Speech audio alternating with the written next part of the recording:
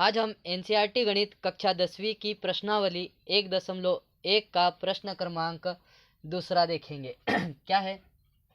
दर्शाए कि कोई भी धनात्मक विषम पूर्णांक 6q-1 या 6q-3 या 6q-5 के रूप का होता है, जहाँ q कोई पूर्णांक है। ठीक है ना? अपने को यहाँ दर्शाना है कि कोई सा भी जो धनात्मक विषम पूर्णांक होता है वह 6q-1 के रूप का होता है या 6q-3 के रूप का होता है या 6q-5 के रूप का होता है। कब? जब भाजक हमारा जब भाजक 6 हो। ठीक है ना?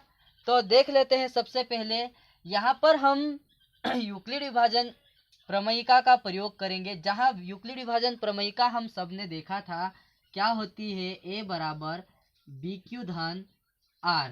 ठीक है ना? तो यहाँ पर हम a मान लेते हैं कि कोई धनात्मक पूर्णांक a है, तभी तो हम यूक्लिड विभाजन प्रमेयिका का प्रयोग कर सकेंगे। ठीक है ना? तो देख लेते हैं हम। सबसे पहले हम लिखेंगे हल में सबसे पहले हम लिखेंगे हल में, माना a कोई धनात्मक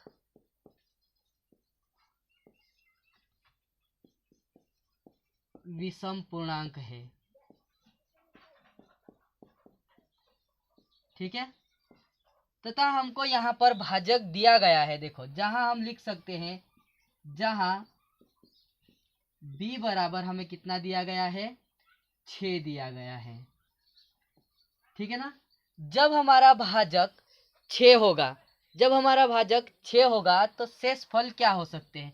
हमने जब यूक्लिड विभाजन एल्गोरिथम पढ़ा था तब हमने देखा था कि जो शेषफल होता है वह भाजक से छोटा होता है ना? हमेशा भाजक से छोटा होता है। 0 के बराबर हो सकता है या फिर 0 से बड़ा हो सकता है। तो सबसे पहले हम शेषफल की ही बात कर लेते हैं कि जब हमारे पास भाजक 6 होगा तो शेषफल क्या होगा। तो लिख देते हैं यहाँ पर, तब आर क्या हो सकते हैं हमारे, आर के जो संभव मान होंगे, 0 हो सकता है, 1 हो सकता है, 2 हो सकता है, 3 हो सकता है, 4 हो सकता है और 5 हो सकता है। देखो, 6 नहीं हो सकता। ठीक है ना? 6 से छोटा हो सकता है। जो भी आर के मान रहेंगे वो 6 से कैसे होंगे, छोटे, क्योंकि हम देखे हैं कि जो आर रहता है, जो शेषफल रहता है, वह हमेशा भाजक से छोटा रहता है और 0 से बड़ा या फिर बराबर रहता है। ठीक है ना? तो यहाँ पर हम यूक्लिड विभाजन एल्गोरिथम का प्रयोग करेंगे। तो लिखेंगे हम यूक्लिड विभाजन एल्गोरिथम से यूक्लिड विभाजन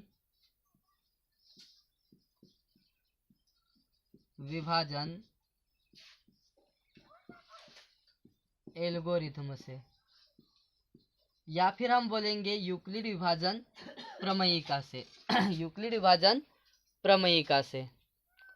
ठीक है? देख लेते हैं क्या होती है हमारी यूक्लिड विभाजन प्रमेयिका या फिर यूक्लिड विभाजन एल्गोरिथम। हमने देखा था पहले सवालों में भी, a बराबर, देखो यहाँ पर हमने कोई पूर्णांक a माना है, इसीलिए हम a बराबर 6q। देखो क्या है हमारा भाजक जो है सभी में क्या दिया है, 6, तो 6q और धन r। जहां पर हम लिख सकते हैं कि r इस प्रकार है कि बड़ा या बराबर है 0 के और छोटा है 6 से। ठीक है? यहाँ पर हम ये जो हमारी यूक्लिड विभाजन प्रमेयिका है, इसमें जो शेषफल है उनके मान रख के देखते जाएंगे। ठीक है ना? और शेषफल ऐसे मान रखेंगे जो कि विषम हो, क्योंकि यहाँ पर विषम पूर्णांक की बात की है। जब भी विषम पूर्णांक की बात की है, क्योंकि देखो जब भी हम 6 का भाग देंगे हम a में, तो हमेशा जो शेषफल बचेगा वो कैसा बचेगा, विषम ही बचेगा। ठीक है ना? इसीलिए हम यहाँ पर भी क्या रखेंगे, केवल विषम मान रखेंगे। विषम मान कौन कौन से है, एक तो 1 है, एक 3 है और एक 5 है। ठीक है? तो सबसे पहले हम लिखेंगे कि r बराबर कितना रखते हैं हम, 1 रखते। सबसे पहले r बराबर 1 रखने पर, ठीक है ना, रखने पर हमारी प्रमेयिका में, चलो तो r बराबर 1 रखेंगे तो ये हो जाएगा a बराबर 6q धन 1। देखो ये हमारा पहला प्रूफ हो गया। उसी प्रकार हम क्या करेंगे, r बराबर क्या रख के देखेंगे अब, 3 रख के देखेंगे, तो r बराबर 3 रखने पर ऐसा लिखना है अपने को, ठीक है। देखो तो a बराबर क्या हो जाएगा, 6 × 3, ठीक है। इसी प्रकार देख लेते हैं हम और यहाँ पर थोड़ा सा डिवाइड कर देते हैं बोर्ड को, क्योंकि छोटा पड़ रहा है, ठीक है। तो यहाँ पर अब r बराबर क्या रख के देख लेते हैं अपन, 5, r बराबर 5 रखने पर तो क्या हो जाएगा हमारा, a बराबर 6 × 5, ठीक है ना। इससे आगे तो है ही नहीं हमारे पास, है ना। 6 से जो छोटा शेषफल है वो क्या है हमारा, आखिरी 5 है, ठीक है ना। तो क्या देखा हमने, जब शेषफल के मान हमने रखे, विषम संख्या जो भी रखी, तो क्या है हमारा, a बराबर 6 × 1, a बराबर 6 × 3 और a बराबर 6 × 5। तो इससे हमको क्या पता चला कि कोई भी धनात्मक विषम पूर्णांक 6 × 1 या 6 × 3 या 6 × 5 के रूप का होता है। तो हम लिख देते हैं, अतः यहाँ से अपने को पता चला, अतः कोई भी धनात्मक विषम